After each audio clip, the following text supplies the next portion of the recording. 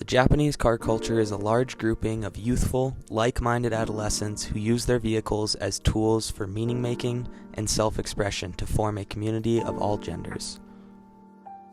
To fully understand my thesis, we need to first know what Japanese car culture is. I spoke with numerous automotive enthusiasts and experts from all across Japan to help me understand this topic and why it is such a unique culture. When you look around you in Japan, you'll see that, even just looking at where we are on the road now, we've got basically surrounded by minivans and K cars. You know what a K car is? A 660cc super mini car. It can be a van like that or even a little car. They're boxes, basically boxes on wheels, and they come in three colors, basically black, silver or white. And look around you and you'll see that basically 90% of all the cars that people buy and drive are black, silver or white. And that's because people don't really like to stand out. They like to have something that's nice, that drives well, that's reliable, but they don't really want to stand out. While the general public in Japan prefers to fit in and not stand out, it's quite the opposite in motorsports like drifting, where the whole purpose is to find meaning in your vehicle and create something that is one of a kind. Hi, I'm Andy Gray. I've got a shop here in the Bisu circuit. We cater for all the foreign guys that want to come over to Japan and drive. I've got a shop within the circuit so we can supply cars, we can supply tyres, all maintenance parts. We're kind of one-stop shop for all the guys from overseas. In front of the judges' tower and into the gap. Nice job by Gray bringing it around. Hiyashi hanging tough. I guess it's kind of an opposite influence. Here they want everything to be conformed and very neat and tidy, whereas a lot of the guys are very low cars, big rims, parts missing off them, big long shifters, all this sort of stuff to stick out. So it's kind of anti-establishment, like many action sports, at grassroots level. I'm Jimmy from Canada. Came to PV about 2 months ago. Came to Japan, especially the type of cars that we like, because they're heavily modified. It's not like just go to the dealership, buy your car, drive it. So you can make it your own. I'd say especially with the Japanese, they go next level with that, because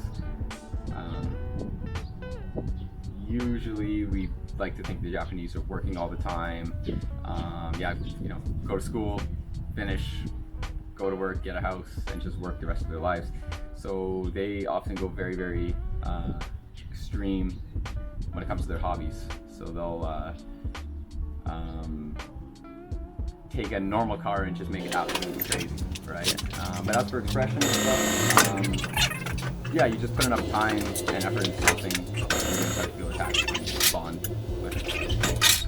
The most extreme example of this self-expression and meaning-making through vehicles can be found in the Bosozoku culture. But Bosozoku is basically young kids rebelling against society. They're told from a very young age to fit in. There's a proverb in Japan: the nail that sticks out gets banged down, which is a very common thing here. And so there's a time in their lives, probably around your age actually, but between 15 and 19, I think, when they just go through this rebellious stage where they want to express themselves, they want to show who they are, and they want to be individuals, not follow the line that society tells them to follow. Because the Bosozoku style is so unique, they have formed their own community, a community of like-minded individuals. This community is very similar to the drifting community within the Japanese car culture, and many of the principles are actually the same. And the classic thing in Japan is it's very hard to self-express. So when these guys get their hands on their car, they're probably staying with their parents. gone to school, everything's very uniform. So when they get to buy their car, it is a big form of self-expression. You know, they can paint it pink and put on leopard skin interior, whatever you like. So you'll see a lot of that crazy stuff, and it's really just to stand out. And then you'll see it maybe again back to the tribe sort of thing. A group of 4 or 5 guys have all done it, so they all match. So although they're sticking out from other drivers, you can recognise them as a group, as a team. So yeah, it's a big camaraderie thing going on. Now, another part of my thesis that kind of changed through my field studies was my ideas of gender in motorsports. A local driver by the name of Shino changed my mind on this and also helped me realize that there is definitely no skill gap between men and women when it comes to motorsport. Shino Burai. I own my garage. That's called Shinokova.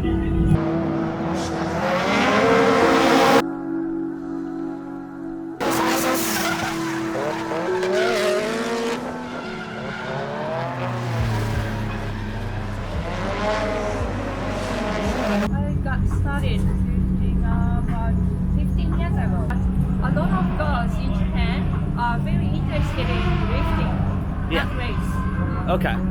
When I met Shino, she was with her small community of friends who she met from all around Japan, who were all brought together by one thing: cars. Some of the other drivers in her group consisted of a husband and wife who drove matching 180SXs and were some of the most talented drivers I've ever seen. And I even got the opportunity to ride along with the wife in her yellow 180SX as her husband came lurching towards my door. This driving blew me away and completely flipped my perspective on the gender split in the car community.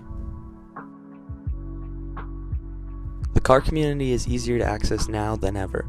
With access to racing games and racing simulators for relatively cheap, everyone is able to get into motorsport.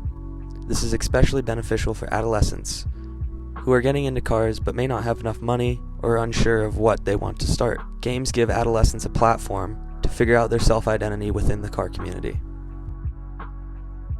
So yeah, the new wave I'm seeing coming through now is guys who've got great ability, even know their way around the tracks and have never been to racing before, and that's the game generation. You know, we all love to play games ourselves, but the generation now have got amazing simulators, you know, multi-screen setups. They can really emulate these tracks.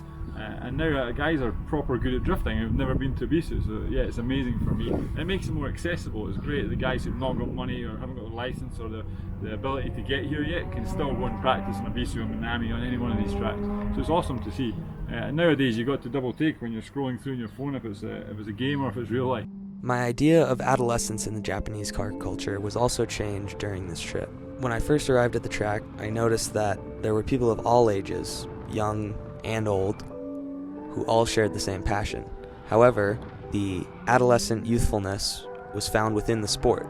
Drifting is a very childish activity, and that's where I believe the youthfulness is found. Essentially, everyone is just grown-ups with big toys. However, I wasn't too far off to think that the Japanese car culture was an adolescent-dominated community. It's just dominated differently than I first believed.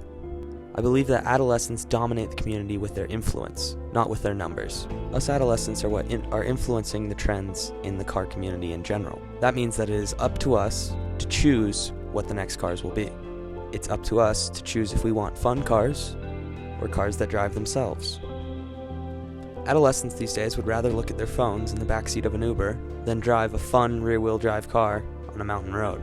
Manufacturers have taken notice to this, and that is why they are pushing for the autonomous vehicles. They are taking notice to the fact that people just don't want to drive anymore. And this is a problem for small communities like the drifting community, the Bazazuku community, and the overall Japanese car culture. It's our time to let manufacturers know that we want this rather than to be driven around by this.